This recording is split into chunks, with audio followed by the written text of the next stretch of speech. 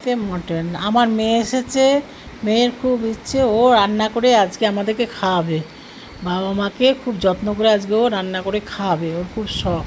কর, ওকেই করতে দিলাম, ভালো করে রান্না কর যেন টেস্ট ভালো হয়। দেখো মেয়ে কী সুন্দর রান্না শিখে গেছে, আমার মাংস রান্না করছে।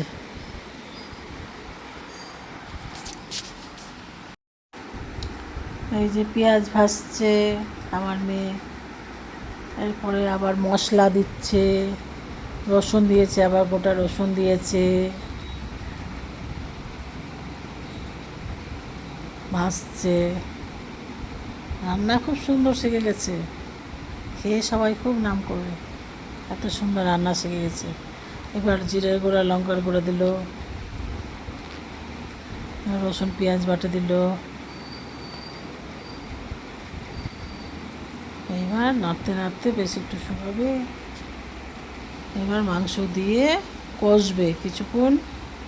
খাসি মাংস তো বেশ অনেক টাইম লাগে কষতে, অনেকক্ষণ কষে টষে যখন তেল ছেড়ে বেরিয়ে আসবে তখন মাংসটা সিদ্ধ, জল দিয়ে সিদ্ধ হলো, ব্যাস।